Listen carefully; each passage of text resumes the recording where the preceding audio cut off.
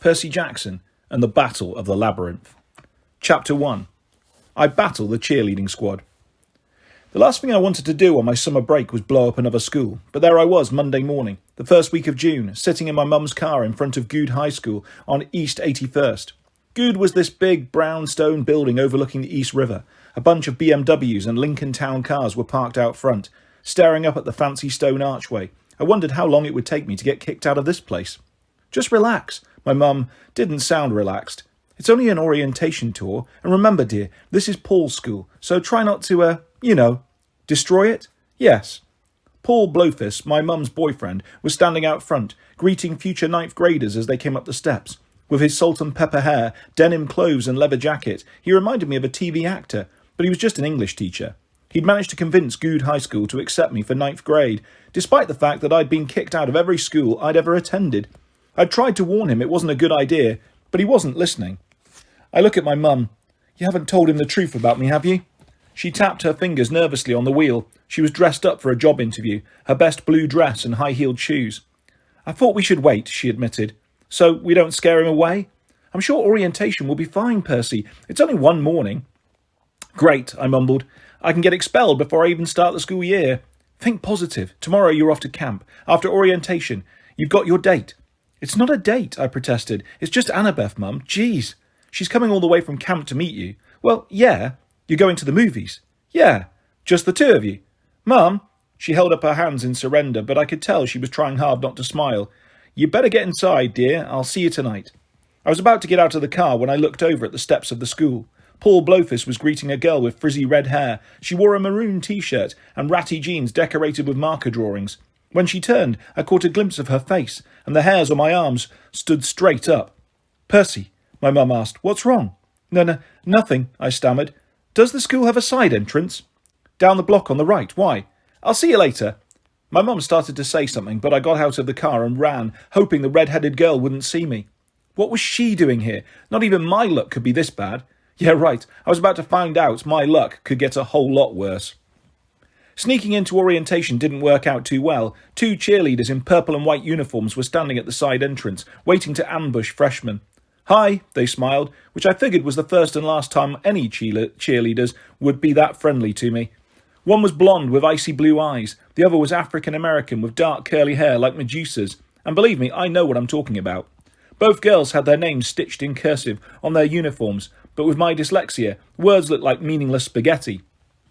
Welcome to Good, the blonde girl said. You are so going to love it. But as she looked me up and down, her expression said something more like, ew, who is this loser? The other girl stepped uncomfortably close to me. I studied the stitching on her uniform and made out Kelly. She smelled like roses and something else I recognised from riding lessons at camp, the scent of freshly washed horses. It was a weird smell for a cheerleader.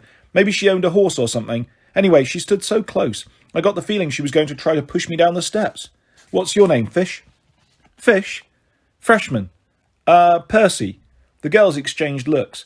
Oh, Percy Jackson, the blonde one said. We've been waiting for you. They sent a major uh-oh chill down my back. They were blocking the entrance, smiling in a not very friendly way. My hand crept instinctively towards my pocket, where I kept my lethal ballpoint pen, riptide. Then another voice came from inside the building. Percy. It was Paul Blowfist, somewhere down the hallway. I'd never been so glad to hear his voice. The cheerleaders backed off. I was so anxious to get past them I accidentally kneed Kelly in the thigh. Clang! Her leg made a hollow, metallic sound, like I'd just hit a flagpole. Ow, she muttered. Watch it, Fish. I glanced down, but her leg looked like a regular old leg. I was too freaked out to ask questions. I dashed into the hall, the cheerleaders laughing behind me. There you are, Paul told me. Welcome to Good. Hey, Paul, Mr. Blowfist. I glanced back, but the weird cheerleaders had disappeared. Percy, you look like you've seen a ghost. Yeah, Paul clapped me on the back. Listen, I know you're nervous, but don't worry. We get a lot of kids here with ADHD and dyslexia. The teachers know how to help. I almost wanted to laugh. If only ADHD and dyslexia were my biggest worries. I mean, I knew Paul was trying to help, but if I told him the truth about me, he'd either think I was crazy or he'd run away screaming. Those cheerleaders, for instance, I had a bad feeling about them. Then I looked down the hall, and I remembered I had another problem. The red-headed girl I'd seen on the front steps was just coming in the main entrance. Don't notice me, I prayed. She noticed me. Her eyes widened. Where's the orientation? I asked Paul. The gym, that way. But, bye! Percy, he called. but I was already running. I thought I'd lost her. A bunch of kids were heading for the gym, and soon I was just one of 300 14-year-olds all crammed into the stands. A marching band played an out-of-tune fight song that sounded like somebody hitting a bag of cats with a metal baseball bat. Older kids, probably student council members, stood up in front modelling the good school uniform and looked all, "Hey, we're cool." Teachers milled around, smiling and shaking hands with students. The walls of the gym were plastered with big purple and white banners that said, "Welcome, future freshmen. Good is good. We're all family," and a bunch of other happy slogans that pretty much made me want to throw up. None of the other freshmen looked thrilled to be here, either. I mean, coming to orientation in June is not cool when school doesn't start until September. But at Good, we prepare to excel early. At least, that's what the brochure said. The marching band stopped playing. A guy in a pinstripe suit came to the microphone and started talking, but the sound echoed around the gym, so I had no idea what he was saying. He might have been gargling. Someone grabbed my shoulder. "What are you doing here?" It was her, my red-headed nightmare. "Rachel Elizabeth Dare," I said. Her jaw dropped like she couldn't believe I had the nerve to remember her name. "And you're Percy somebody. I didn't get your full name last December when you tried to kill me." "Look, I didn't. What are you doing here?" "Same as you, I guess. Orientation. You live in New York." "What, you thought I lived at Hoover Dam?" It had never occurred to me. Whenever I thought about her, and I'm not saying I thought about her, she just crossed my mind from time to time, okay? I always figured she lived in the Hoover Dam area, since that's where I'd met her. We'd spent maybe 10 minutes together, during which time I'd accidentally swung a sword at her. She'd saved my life, and I'd run away, chased by a band of supernatural killing machines. You know, your typical chance meeting. Some guy behind us whispered, "Hey, shut up, the cheerleaders are talking." "Hi, guys." A girl bubbled into the microphone. It was the blonde I'd seen at the entrance. "My name is Tammy, and this is Kelly." Kelly did a cartwheel. Next to me, Rachel yelped like someone had stuck her with a pin. A few kids looked over and snickered, but Rachel just stared at the cheerleaders in horror. Tammy didn't seem to notice the outburst. She started talking about all the great ways we could get involved during our freshman year. "Run," Rachel told me. "Now." "Why?" Rachel didn't explain. She pushed her way to the edge of the stands, ignoring the frowning teachers and grumbling kids she was stepping on. I hesitated. Tammy was explaining how we were about to break into small groups and tour the school. Kelly caught my eye and gave me an amused smile like she was waiting to see what I'd do. It would look bad if I left right now. Paul Blowfist was down there with the rest of the teachers. He'd wonder what was wrong. Then I thought about Rachel Elizabeth Dare and the special ability she'd shown last winter at Hoover Dam. She'd been able to see a group of security guards who weren't guards at all, who weren't even human. My heart pounding, I got up and followed her out of the gym. I found Rachel in the band room. She was hiding behind a bass drum in the percussion section. "Get over here," she said. "Keep your head down." I felt pretty silly, hiding behind a bunch of bongos, but I crouched beside her. "Did they follow you?" Rachel asked. "You mean the cheerleaders?" She nodded nervously. "I don't think so," I said. "What are they? What did you see?" Her green eyes were bright with fear. She had a sprinkle of freckles on her face that reminded me of constellations. Her maroon T-shirt read Harvard Art Department.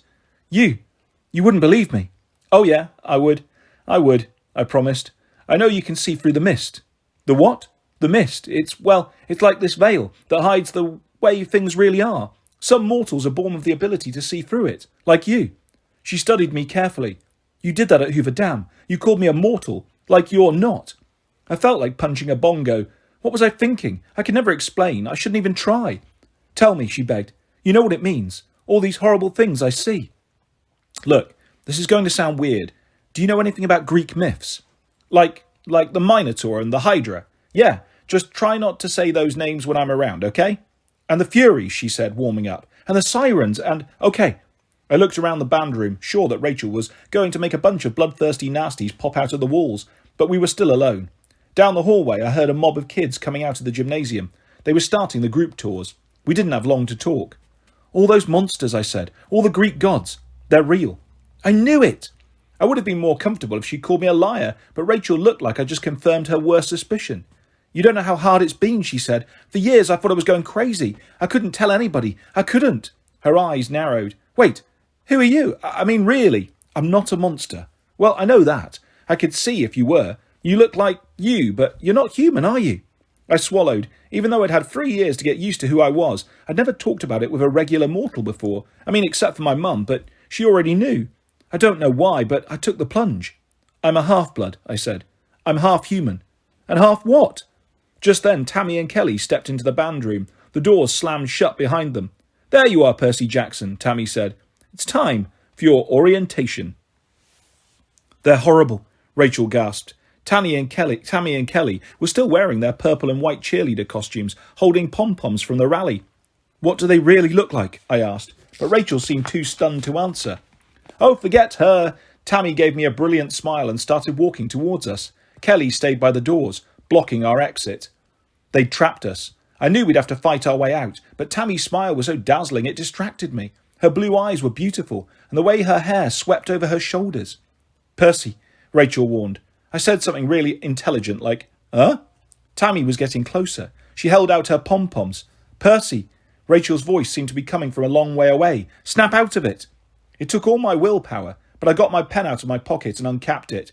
Riptide grew into a metre-long bronze sword, its blade glowing with a faint golden light. Tammy's smile turned into a sneer. "Oh, come on," she protested. "You don't need that. How about a kiss instead?" She smelled like roses and clean animal fur, a weird but somehow intoxicating smell. Rachel pinched my arm hard. "Percy, she wants to bite you. Look at her." "She's just jealous." Tammy looked back at Kelly. "May I, mistress?" Kelly was still blocking the door, licking her lips hungrily. "Go ahead, Tammy. You're doing fine." Tammy took another step forward, but I levelled the tip of my sword at her chest. "Get back." She snarled. "Freshman," she said with disgust. "This is our school, half-blood. We feed on whom we choose." And then she began to change. The colour drained out of her face and arms. Her skin turned as white as chalk, her eyes completely red. Her teeth grew into fangs. "A vampire," I stammered. And then I noticed her legs. Below the cheerleader skirt, her left leg was brown and shaggy with a donkey's hoof. Her right leg was shaped like a human leg, but it was made of bronze. "A vampire with—" "Don't mention the legs," Tammy snapped. "It's rude to make fun." She advanced on her weird, mismatched legs. She looked totally bizarre, especially with the pom-poms, but I couldn't laugh, not facing those red eyes and sharp fangs. "A vampire, you say?" Kelly laughed. "That silly legend was based on us, you fool. We are Empuse, servants of Hecate." Tammy edged closer to me. "Dark magic formed us from animal, bronze and ghost. We exist to feed on the blood of young men. Now come, give me that kiss." She bared her fangs. I was so paralysed I couldn't move, but Rachel threw a snare drum at the Impuse's head. The demon hissed and batted the drum away. It went rolling along the aisles between music stands, its springs rattling against the drumhead. Rachel threw a xylophone, but the demon just swatted that away too. "I don't usually kill girls," Tammy growled, "but for you, mortal, I'll make an exception. Your eyesight is a little too good." She laughed at Rachel. "No!" I slashed with Riptide. Tammy tried to dodge my blade, but I sliced straight through her cheerleader uniform, and with a horrible wail, she exploded into dust all over Rachel.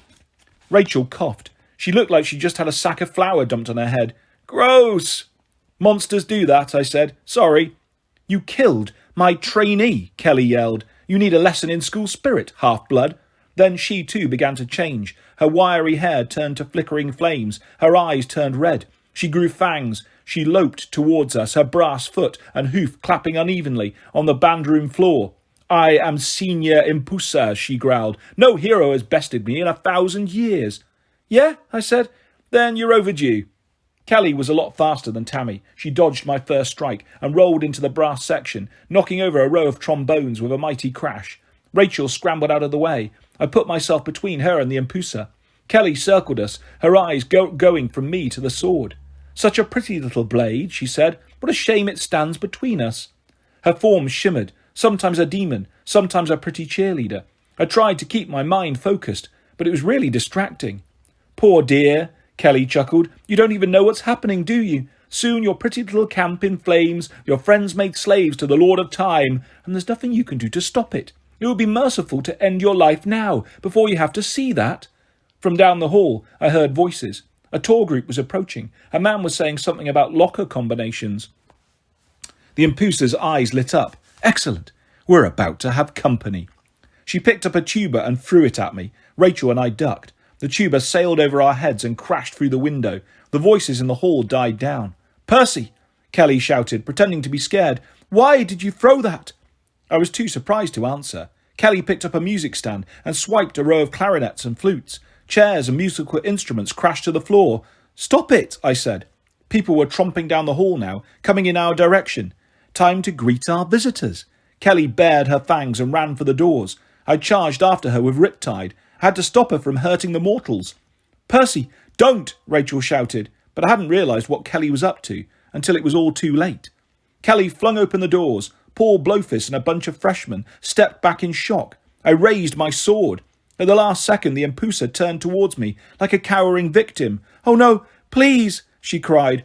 I couldn't stop my blade. It was already in motion. Just before the celestial bronze hit her, Kelly exploded into flames like a Molotov cocktail. Waves of fire splashed over everything. I've never seen a monster do that before, but I didn't have time to wonder about it. I backed into the band room as flames engulfed the doorway. Percy! Paul Blowfist looked completely stunned, staring at me from across the fire. What have you done? Kids screamed and ran down the hall. The fire alarm wailed. Ceiling sprinklers hissed into life. In the chaos, Rachel tugged on my sleeve. You have to get out of here. She was right. The school was in flames, and I'd be held responsible. Mortals couldn't see through the mist properly. To them it would look like I just attacked a helpless cheerleader in front of a group of witnesses. There was no way I could explain it. I turned from Paul and sprinted for the broken band room window. I burst out of the alley into East 81st and ran straight into Annabeth. Hey, you're out early, she laughed, grabbing my shoulders to keep me from tumbling into the street. Watch where you're going, seaweed brain. For a split second, she was in a good mood and everything was fine. She was wearing jeans and an orange camp t-shirt and her clay bead necklace. Her blonde hair was pulled back in a ponytail. Her grey eyes sparkled. She looked like she was ready to catch a movie, have a cool afternoon hanging out together. Then, Rachel Elizabeth Dare, still covered in monster dust, came charging out of the alley, yelling, Percy, wait up! Annabeth's smile melted. She stared at Rachel, then at the school. For the first time she seemed to notice the black smoke and the ringing fire alarms. She frowned at me. What did you do this time? And who is this? Oh, Rachel. Annabeth. Annabeth, Rachel. She's a friend, I guess. I wasn't sure what else to call Rachel. I mean, I barely knew her, but after being in 2 life-or-death situations together, I couldn't just call her nobody. Hi, Rachel said, and then she turned to me. You are in so much trouble, and you still owe me an explanation. Police sirens wailed on FDR Drive. Percy, Annabeth said coldly, we should go. I want to know more about half-bloods, Rachel insisted, and monsters, and this stuff about the gods. She grabbed my arm, whipped out a permanent marker and wrote a phone number on my hand. You're going to call me and explain, okay? You owe me that. Now get going. But I'll make up some story, Rachel said. I'll tell them it wasn't your fault. Just go. She ran back towards the school, leaving Annabeth and me in the street. Annabeth stared at me for a second, then she turned and took off. Hey, I jogged after her. There were these 2 Impusae, I tried to explain. They were cheerleaders, see, and they said camp was going to burn and... You told a mortal girl about half-bloods. She can see through the mist. She saw the monsters before I did. You told her the truth. She recognised me from Hoover Dam, so you've met her before. Last winter, but seriously, I barely know her. She's kind of cute. I never thought about it. Annabeth kept walking towards York Avenue. I'll deal with the school, I promised, anxious to change the subject. Honest, it'll be fine. Annabeth wouldn't even look at me. I guess our afternoon is off. We should get you out of here now that the police will be searching for you. Behind us, smoke billowed up from Good High School. In the dark column of ashes, I thought I could almost see a face. A she-demon with red eyes laughing at me. Your pretty little camp in flames, Kelly had said. Your friends made slaves to the Lord of Time. You're right, I told Annabeth, my heart sinking. We have to get to Camp Half-Blood. Now. Chapter 2. The Underworld Sends Me a Prank Call. Nothing caps off the perfect morning like a long taxi ride with an angry girl. I tried to talk to Annabeth, but she was acting like I just punched her grandmother. All I managed to get out of her was that she'd had a monster-infested spring in San Francisco. She'd come back to camp twice since Christmas, but wouldn't tell me why, which kind of ticked me off, because she hadn't even told me she was in New York, and she'd learned nothing about the whereabouts of Nico D'Angelo. Long story. Any word on Luke? I asked. She shook her head. I knew this was a touchy subject for her. Annabeth had always admired Luke, the former head counsellor for Hermes, who had betrayed us and joined the evil Titan Lord Kronos. She wouldn't admit it, but I knew she still liked him. When we'd fought Luke on Mount Tamalpais last winter, he'd somehow survived a 15-metre fall off a cliff. Now, as far as I knew, he was still sailing around on his demon-infested cruise ship while his chopped-up Lord Kronos reformed, bit by bit, in a golden sarcophagus, biding his time until he had enough power to challenge the Olympian gods. In demigod speak, we call this a problem. Mount Tam is still overrun with monsters, Annabeth said. I didn't dare go close, but I don't think Luke is up there. I think I would know if he was. That didn't make me feel much better. What about Grover? He's at camp, she said. We'll see him today. Did he have any luck? I mean, with the search for Pan? Annabeth fingered her bead necklace, the way she does when she's worried. You'll see, she said, but she didn't explain. As we headed through Brooklyn, I used Annabeth's phone to call my mum. Half-bloods try not to use cell phones if we can avoid it, because broadcasting our voices is like sending up a flare to the monsters. Here I am, please eat me now. But I figured this call was important. I left a message on our home voicemail, trying to explain what had happened at Good. I probably didn't do a very good job. I told my mum I was fine. She shouldn't worry, but I was going to stay at camp until things cooled down. I asked her to tell Paul Blothis I was sorry. We rode in silence after that. The city melted away until we were all off the expressway and rolling through the countryside of northern Long Island, past orchards and wineries and fresh produce stands. I stared at the phone number Rachel Elizabeth Dare had scrawled on my hand. I knew it was crazy, but I was tempted to call her. Maybe she could help me understand what the Empusa had been talking about. The camp burning, my friends imprisoned, and why had Kelly exploded into flames? I knew monsters never truly died. Eventually, maybe weeks, months or years from now, Kelly would reform out of the primordial nastiness seething in the underworld. But still, monsters didn't usually let themselves get destroyed so easily, if she really was destroyed.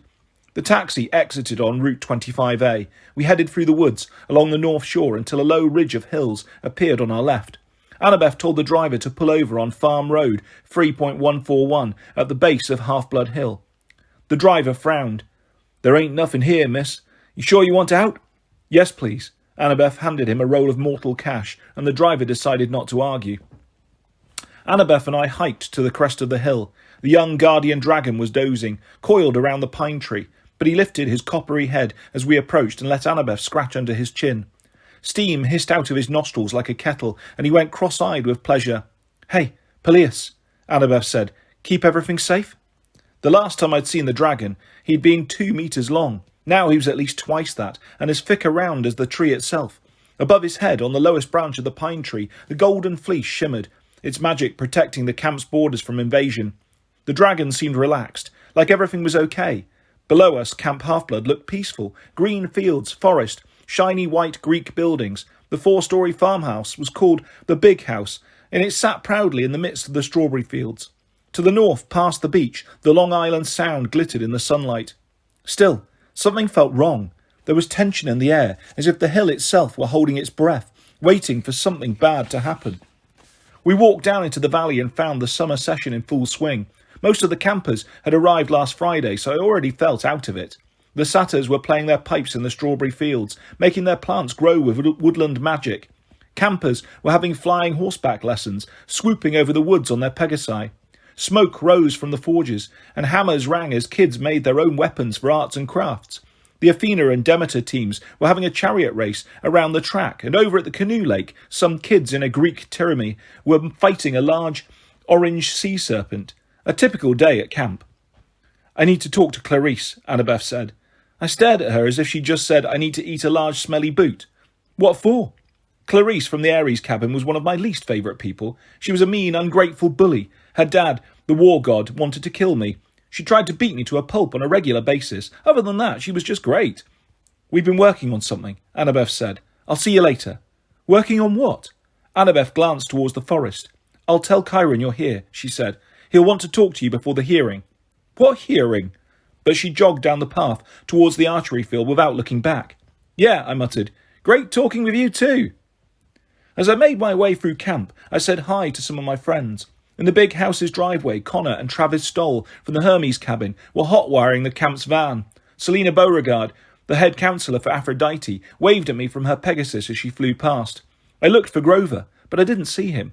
Finally, I wandered into the sword arena. While I usually go when I'm in a bad mood, practicing always calms me down. Maybe that's always swordplay, because swordplay is one thing I actually understand. I walked into the amphitheatre and my heart almost stopped. In the middle of the arena floor, with its back to me, was the biggest hellhound I'd ever seen. I mean, I've seen some pretty big hellhounds. One the size of a rhino tried to kill me when I was 12, but this hellhound was bigger than a tank. I had no idea how it had got past the camp's magic boundaries. It looked right at home, lying on its belly, growling contentedly as it chewed the head off a combat dummy. It hadn't noticed me yet, but if I made a sound, I knew it would sense me. There was no time to go for help. I pulled out Riptide and uncapped it. Yeah! I charged. I brought down the blade on the monster's enormous backside, when out of nowhere another sword blocked my strike. Clang! The hellhound pricked up its ears. Ruff! I jumped back and instinctively struck at the swordsman, a grey-haired man in Greek armour. He parried my attack with no problem. Whoa there, he said. Truce! Ruff! The hellhound's bark shook the arena.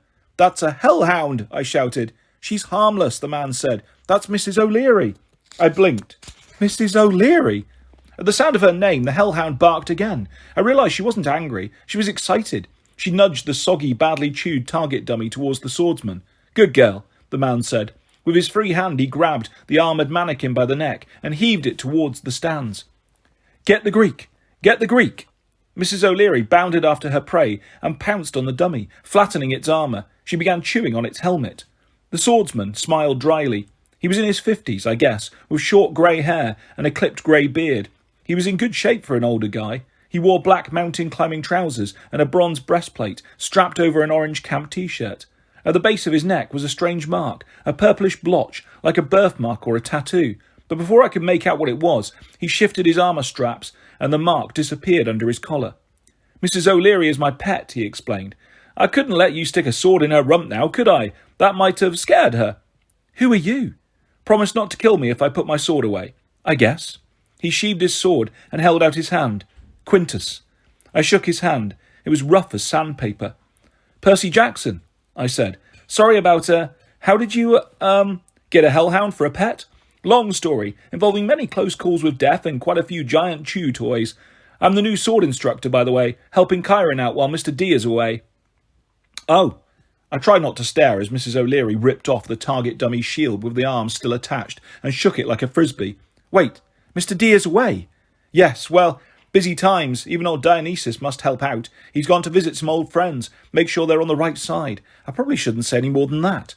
If Dionysus was gone, that was the best news I'd had all day. He was only our camp director because Zeus had sent him here as a punishment for chasing some off-limits wood nymph. He hated the campers and tried to make our lives miserable. With him away, this summer might actually be cool.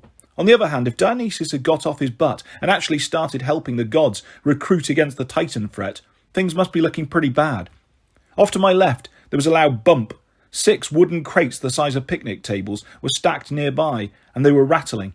Mrs. O'Leary cocked her head and bounded towards them. Whoa, girl, Quintus said. Those aren't for you. He distracted her with a bronze shield frisbee. The crates thumped and shook. There were words printed on the sides, but with my dyslexia they took me a few minutes to decipher. Triple G Ranch. Fragile. This way up. Along the bottom, in smaller letters, open with care. Triple G Ranch is not responsible for property damage, maiming, or excruciatingly painful deaths. What's in the boxes? I asked. A little surprise, Quintus said. Training activity for tomorrow night. You'll love it. Okay, I said, though I wasn't sure about the excruciatingly painful deaths part. Quintus threw the bronze shield, and Mrs. O'Leary lumbered after it. You young ones need more challenges. They didn't have camps like this when I was a boy. You're a half-blood. I didn't mean to sound so surprised, but I'd never seen an old demigod before. Quintus chuckled. Some of us do survive into adulthood, you know.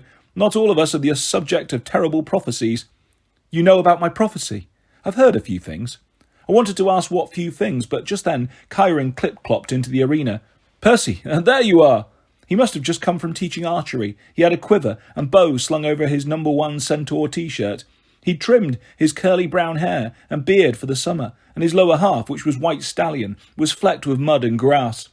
I see you've met our new instructor. Chiron's tone was light, but there was an uneasy look in his eyes. Quintus, do you mind if I borrow Percy? Not at all, Master Chiron. No need to call me Master, Chiron said, though he sounded sort of pleased. Come, Percy, we have much to discuss. I took one more glance at Mrs. O'Leary, who was now chewing off the target dummy's legs. Well, see you, I told Quintus. As we were walking away, I whispered to Chiron. Quintus seems kind of, mysterious, Chiron suggested. Hard to read? Yeah.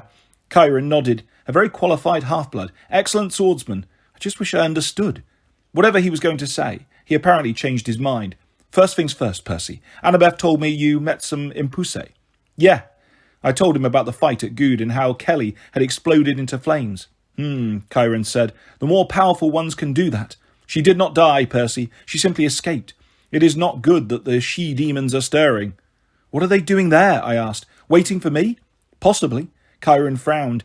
It is amazing you survived. Their powers of deception, almost any male hero would have fallen under their spell and been devoured. I would have been, I admitted, except for Rachel. Chiron nodded. Ironic to be saved by a mortal, yet we owe her a debt. What the Impusa said about an attack on camp, we must speak of this further. But for now, come. We should get to the woods. Grover will want you there. Where?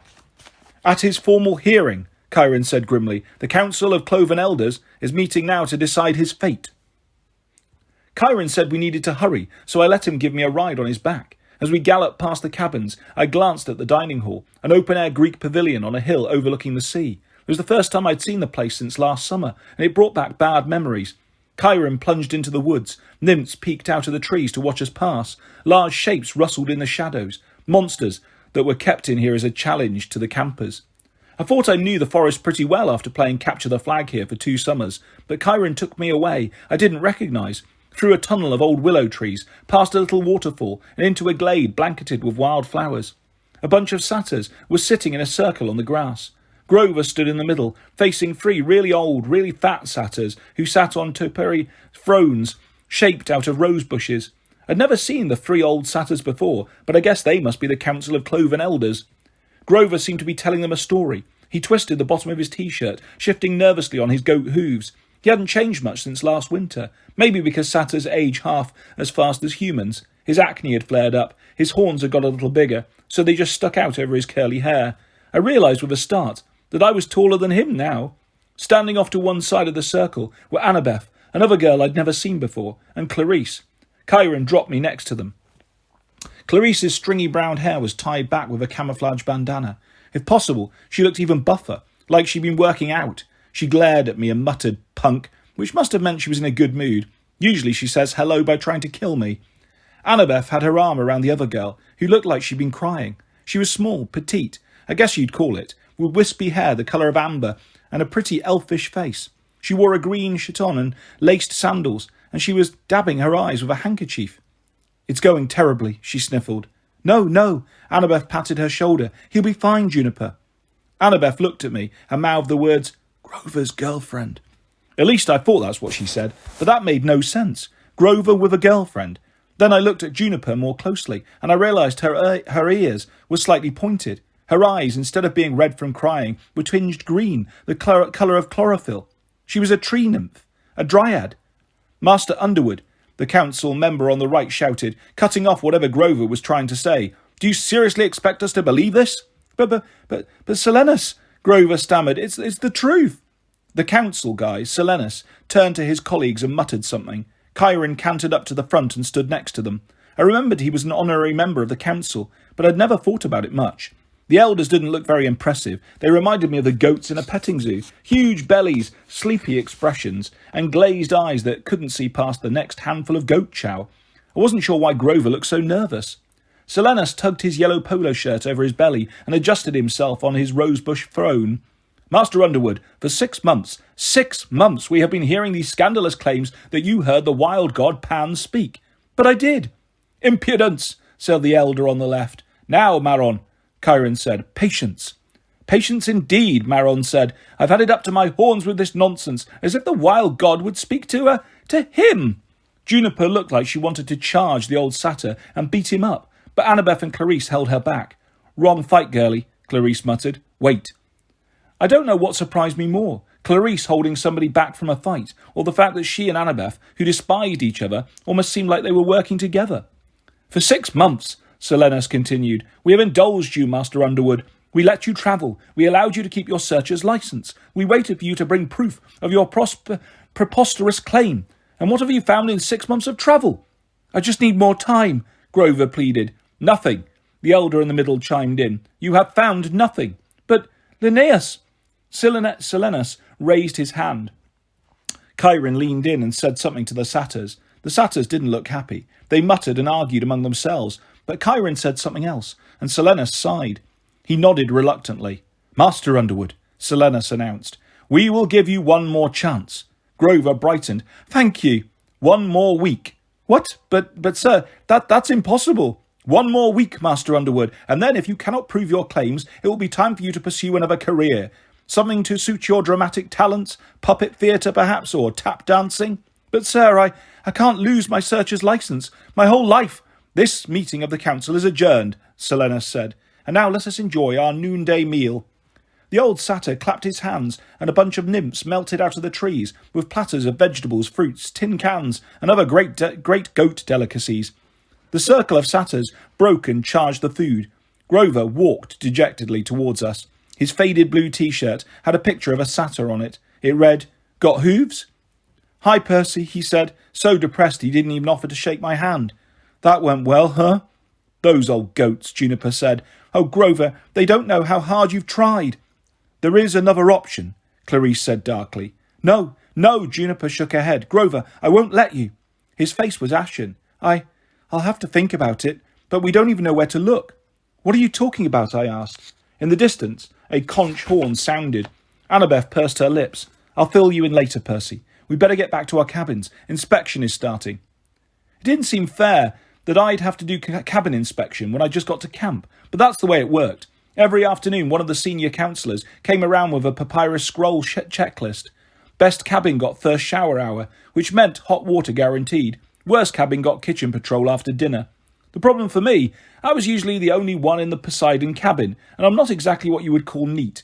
The cleaning harpies only came through on the last day of summer, so my cabin was probably just the way I'd left it on winter break. My chocolate wrappers and crisp bags still on my bunk, my armour for capture the flag lying in pieces all around the cabin. I raced towards the commons area, where the 12 cabins, one for each Olympian god, made a U around the central green. The Demeter kids were sweeping out theirs and making fresh flowers grow in their window boxes. Just by snapping their fingers, they could make honeysuckle vines bloom over their doorway and daisies cover their roof, which was totally unfair. I don't think they ever got last place in inspection. The guys in the Hermes cabin were scrambling around in a panic, stashing dirty laundry under their beds and accusing each other of taking stuff. They were slobs, but they still had a head start on me. Over at the Aphrodite cabin, Selina Beauregard was just coming out, checking items off the inspection scroll. I cursed under my breath. Selina was nice, but she was an absolute neat freak, the worst inspector. She liked things to be pretty. I didn't do pretty. I could almost feel my arms getting heavy from all the dishes I would have to scrub tonight. The Poseidon cabin was at the end of a row of male god cabins on the right side of the green. It was made of grey, shell-encrusted sea rock, long and low like a bunker, but it had windows that faced the sea, and it always had a good breeze blowing through it. I dashed inside, wondering if maybe I could do a quick under-the-bed cleaning job, like the Hermes guys, and I found my half-brother Tyson sweeping the floor. "Percy!" he bellowed. He dropped his broom and ran at me. If you've never been charged by an enthusiastic cyclops wearing a flowered apron and a rubber cleaning glove, I'm telling you, it'll wake you up quick. "Hey, big guy," I said. "Ow, watch the ribs! The ribs!" I managed to survive his bear hug. He put me down, grinning like crazy, his single calf brown eye full of excitement. His teeth were as yellow and crooked as ever, and his hair was a rat's nest. He wore ragged XXXL jeans and a tattered flannel shirt under his flowered apron, but he was still a sight for sore eyes. Hadn't seen him in almost a year, since he'd gone under the sea to work at the Cyclops Forge. "You are okay?" he asked. "Not eaten by monsters?" Not even a little bit. I showed him that I still had both arms and both legs, and Tyson clapped happily. "Yay!" he said. "Now we can eat peanut butter sandwiches and ride fish ponies. We can fight monsters and see Annabeth and make things go boom." I hoped he didn't mean all at the same time, but I told him absolutely. We'd have a lot of fun this summer. I couldn't help smiling. He was so enthusiastic about everything. "But first," I said, "we've got to worry about inspection. We should..." And then I looked around and realised Tyson had been busy. The floor was swept, the bunk beds were made, the saltwater fountain in the corner had been freshly scrubbed, so the coral gleamed. On the windowsills, Tyson had set out water-filled vases with sea anemones and strange glowing plants from the bottom of the ocean, more beautiful than any flower bouquets the Demeter kids could whip up. "Tyson, the cabin looks..." Amazing. He beamed. See the fish ponies? I put them on the ceiling. A herd of miniature bronze hippocampi hung on wires from the ceiling, so it looked like they were swimming through the air. I couldn't believe Tyson, with his huge hands, could make things so delicate. And then I looked over at my bunk, and I saw my old shield hanging on the wall. You fixed it. The shield had been badly damaged in a manticore attack last winter, but now it was perfect again. Not a scratch. All the bronze pictures of my adventures with Tyson and Annabeth in the Sea of Monsters were polished and gleaming. I looked at Tyson. I didn't know how to thank him. Then somebody behind me said, "Oh my."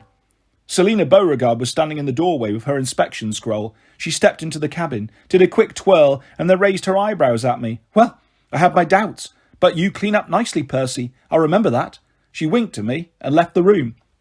Tyson and I spent the afternoon catching up and just hanging out, which was nice after a morning of getting attacked by demon cheerleaders. We went down to the forge and helped Beckendorf from the Hephaestus cabin with his metalworking. Tyson showed us how he'd learned to craft magic weapons. He fashioned a flaming double-bladed war axe, so fast even Beckendorf was impressed. While he worked, Tyson told us about his year under the sea. His eye lit up when he described the Cyclops Forge and the Palace of Poseidon, but he also told us how tense things were. The old gods of the sea, who'd ruled during Titan times, were starting to make war on our father. When Tyson had left, battles were raging all over the Atlantic. Hearing that made me feel anxious, like I should be helping out. But Tyson assured me that Dad wanted us both at camp. "Lots of bad people above the sea too," Tyson said. "We can make them go boom." After the forges, we spent some time at the canoe lake with Annabeth. She was really glad to see Tyson, but I could tell she was distracted. She kept looking over at the forest, like she was thinking about Grover's problem with the council. I couldn't blame her. Grover was nowhere to be seen, and I felt really bad for him. Finding the lost god Pan had been his lifelong goal. His father and his uncle had both disappeared, following the same dream. Last winter, Grover had heard a voice in his head. "I await you." A voice he was sure belonged to Pan, but apparently his search had led nowhere. If the council took away his searcher's license now, it would crush him. "What's this?" "Other way," I asked Annabeth. "The thing Clarice mentioned." She picked up a stone and skipped it across the lake. Something Clarice scouted out. I helped her a little this spring, but it would be dangerous, especially for Grover. "Goat boy scares me," Tyson murmured. I stared at him. Tyson had faced down fire-breathing bulls and sea monsters and cannibal giants. "Why would you be scared of Grover?" "Hooves and horns," Tyson muttered nervously, "and goat fur makes my nose itchy." And that pretty much ended our Grover conversation. Before dinner, Tyson and I went down to the sword arena. Quintus was glad to have company. He still wouldn't tell me what was in the wooden crates, but he did teach me a few sword moves. The guy was good. He fought the way some people play chess, like he was putting all the moves together, and you couldn't see the pattern until he made the last stroke and won with a sword at your throat. "Good try," he told me, "but your guard is too low." He lunged and I blocked. "Have you always been a swordsman?" I asked. He parried my overhead cut. "I've been many things." He jabbed and I sidestepped. His shoulder strap slipped down and I saw that mark on his shoulder, the purple blotch. But it wasn't a random mark. It had a definite shape, a bird with folded wings like a quail or something.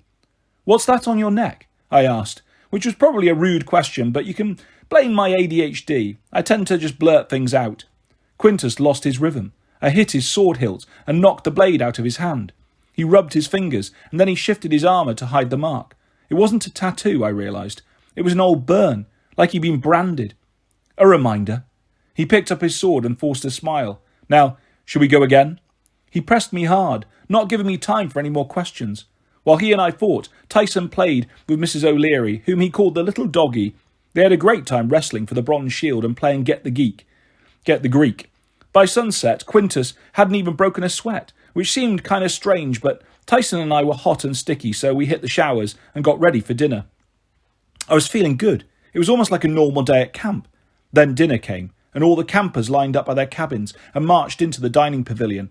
Most of them ignored the sealed fissure in the marble floor at the entrance, a 3-metre-long jagged scar that hadn't been there last summer, but I was careful to step over it.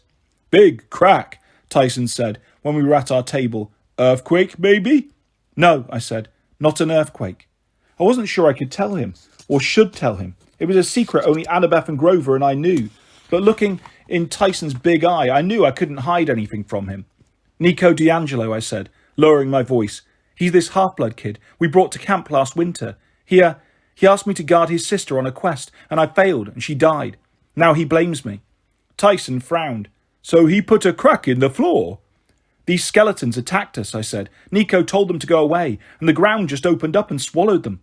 Nico, I looked around to make sure no one was listening. Nico is the son. He's the son of Hades. Tyson nodded thoughtfully. The god of dead people. Yeah. So the Nico boy is gone now? I guess. I tried to search for him this spring. So did Annabeth, but we didn't have any luck. This is secret, Tyson, okay? If anyone found out he is a son of Hades, he'd be in danger. You can't even tell Chiron. The bad prophecy, Tyson said. Titans might use him if they knew. I stared at him. Sometimes it was easy to forget that, as big and childlike as he was, Tyson was pretty smart. He knew that the next child of the big three gods, Zeus, Poseidon or Hades, who turned 16, was prophesied to either save or destroy Mount Olympus. Most people assumed that meant me. But if I died before I turned 16, the prophecy could just as easily apply to Nico. Exactly, I said. So, mouth sealed, Tyson promised, like the crack in the ground. I had trouble falling asleep that night. I lay in bed listening to the waves on the beach and the owls and monsters in the woods. I was afraid once I drifted off, I'd have nightmares. See, for half-bloods, dreams are hardly ever just dreams. We get messages. We see things that are happening to our friends or enemies. Sometimes we even glimpse the past or the future. And at camp, my dreams were always more frequent and vivid. So I was still awake around midnight, staring at the bunk bed mattress above me, when I realised there was a strange light in the room. The saltwater fountain was glowing. I threw off the covers and walked cautiously towards it. Steam rose from the hot salt water. Rainbow colours shimmered through it, though there was no light in the room except for the moon outside. Then a pleasant female voice spoke from the steam. Please deposit 1 drachma. I looked over at Tyson, but he was still snoring. He sleeps about as heavily as a tranquilized elephant. I didn't know what to think. I'd never had a collect iris message before. 1 golden drachma gleamed at the bottom of the fountain. I scooped it up, tossed it through the mist, and the coin vanished. Oh, Iris, goddess of the rainbow, I whispered. Show me. Whatever you need to show me. The mist shimmered. I saw the dark shore of a river. Wisps of fog drifted across black water. The beach was strewn with jagged volcanic rock. A young boy squatted at the riverbank, tending a campfire. The flames burned an unnatural blue colour. Then I saw the boy's face. It was Nico D'Angelo. He was throwing pieces of paper into the fire. Mytho-magic trading cards, part of the game he'd been obsessed with last winter. Nico was only 10, or maybe 11 by now, but he looked older. His hair had grown longer. It was shaggy and almost touched his shoulders. His eyes were dark. His olive skin had turned paler. He wore ripped black jeans and a battered aviator's jacket that was several sizes too big, unzipped over a black shirt. His face was grimy, his eyes a little wild. He looked like a kid who'd been living on the streets. I waited for him to look at me. No doubt he'd get crazy angry, start accusing me of letting his sister die. But he didn't seem to notice me. I stayed quiet, not daring to move. If he hadn't sent this iris message, who had? Nico tossed another trading card into the blue flames. Useless, he muttered. I can't believe I ever liked this stuff. A childish game master, another voice agreed. It seemed to come from near the fire, but I couldn't see who was talking. Nico stared across the river. On the far shore was a black beach, shrouded in haze. I recognised it. The underworld. Nico was camping at the edge of the river Styx. I failed, he muttered. There's no way to get her back. The other voice kept silent. Nico turned towards it doubtfully. Is there? Speak. Something shimmered. I thought it was just firelight, and then I realised it was the form of a man, a wisp of blue smoke, a shadow. If you looked at him head on, he wasn't there, but if you looked out of the corner of your eye, you could make out his shape. A ghost. It has never been done, the ghost said, but there may be a way. Tell me, Nico commanded. His eyes shone with fierce light. An exchange, the ghost said. A soul for a soul. I've offered. Not yours, the ghost said. You cannot offer your father a soul he will eventually collect anyway, nor will he be anxious for the death of his son. I mean a soul that should have died already, someone who has cheated death. Nico's face darkened. Not that again. You're talking about murder. I'm talking about justice, the ghost said. Vengeance. Those are not the same thing. The ghost laughed dryly. You will learn differently as you get older. Nico stared at the flames. Why can't I at least summon her? I want to talk to her. She would help me. I will help you, the ghost promised. Have I not saved you many times? Did I not lead you through the maze and teach you to use your powers? Do you want revenge for your sister or not? I didn't like the ghost's tone of voice. He reminded me of a kid at my old school, a bully who used to convince other kids to do stupid things like steal lab equipment and vandalise the teachers' cars. The bully never got into trouble himself, but he got tons of other kids suspended. Nico turned from the fire so the ghost couldn't see him, but I could. A tear traced its way down his face. Very well. You have a plan? Oh, yes, the ghost said, sounding quite pleased. We have many dark roads to travel. We must start. The image shimmered. Nico vanished. The woman's voice from the mist said, Please deposit 1 drachma for another 5 minutes. There were no other coins in the fountain. I grabbed for my pockets, but I was wearing pyjamas. I lunged for the nightstand to check for spare change, but the iris message had already blinked out, and the room went dark again. The connection was broken. I stood in the middle of the cabin, listening to the gurgle of the saltwater fountain and the ocean waves outside. Nico was alive. He was trying to bring his sister back from the dead, and I had a feeling I knew whose soul he wanted to exchange. Someone who had cheated death. Vengeance. Nico D'Angelo would come looking for me.